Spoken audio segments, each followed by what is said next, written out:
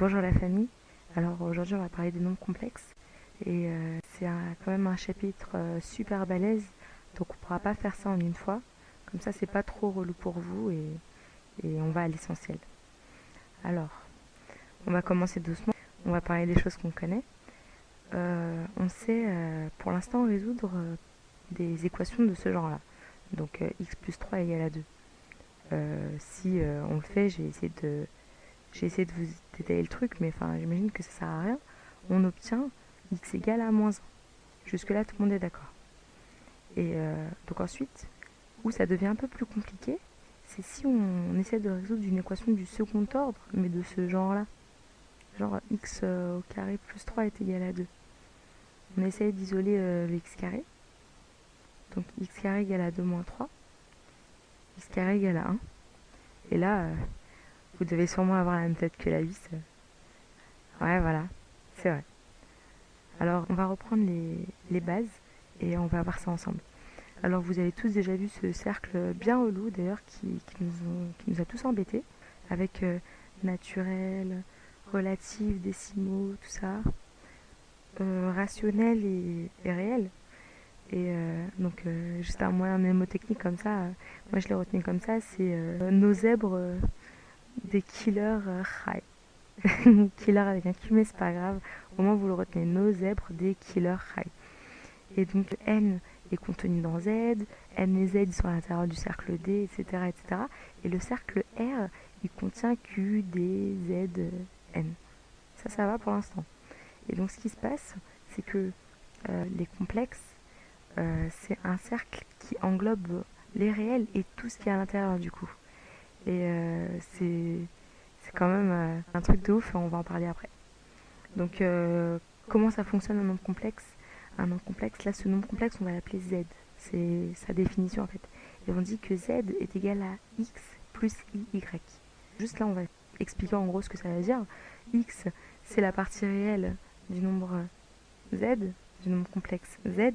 Et IY, j'ai bien dit IY et j'ai pas dit Y, c'est la partie imaginaire. Donc, X, c'est la partie réelle et X, c'est aussi, enfin, ça appartient à R, donc c'est un réel. Et IY, c'est la partie imaginaire, mais Y, par contre, c'est un nombre réel. Il ne faut pas confondre. En gros, ce que je veux vous dire, c'est que Z, ça peut être quelque chose du genre 4 plus 14i. Ok? 4, c'est un nombre réel, donc X, c'est un nombre réel, et 14, c'est un nombre réel aussi. C'est juste le I qui est chelou. Mais justement, on va en venir au I. Qu'est-ce que c'est que le I? C'est ce qui va dire en quelque sorte que Z a une partie imaginaire, d'accord? Et pourquoi on parle de tout ça au final? C'est parce que I au carré égale à moins 1. Voilà. Les matheux, ils ont eu un problème, x carré égale à moins 1. Ils se sont dit, puis on n'arrive pas à résoudre cette équation-là. Et bien du coup, on va inventer un nombre qui s'appelle I. Et quand on va l'élever au carré, il sera égal à moins 1. Et ben voilà. En gros, si vous devez retenir quelque chose, retenez que Z est égal à X plus IY et que I au carré égale à moins 1. C'est tout. Voilà. Et donc, du coup, si on part dans cette logique-là, on peut annuler Z, donc Z égale 0, si X et Y égale à 0. Là, si Z égale à 0 plus I 0, bah ça part. Donc Z égale à I0 et I0, bah ça fait 0. Du coup, Z égale à 0. Ça va pour l'instant? Je suis pas allé trop vite? Ok, nickel. Et du coup, si on donne des exemples de nombres complexes, bah Z égale 4 plus 3i, avec x égale à 4 et y qui est égal à 3. Et par exemple ici, bah, x il est égal à moins 5 et y est égal à moins 7. Bien sûr, x peut avoir la valeur de moins racine de 540 et y par exemple peut avoir la valeur de pi. Enfin, c'est ce que vous voulez en fait, ce sont des réels concrètement.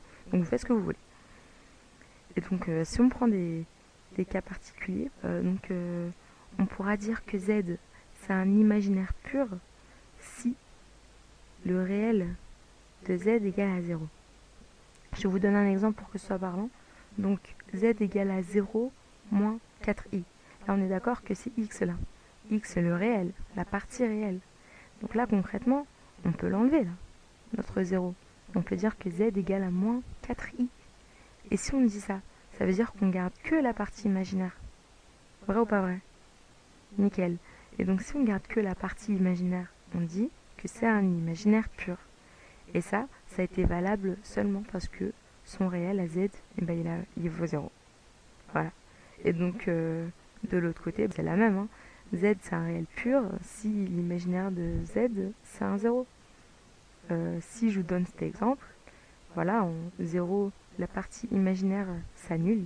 Et du coup, Z, il est égal à moins 19 200. Et on retombe sur nos pattes du cercle là avec nos zèbres des killers high. R. Voilà. Et du coup, la famille, si vous avez retenu ça, c'est nickel. J'espère que vous avez tout compris. Et en espérant que vous ayez votre bac au calme, hein, la famille. Allez, peace.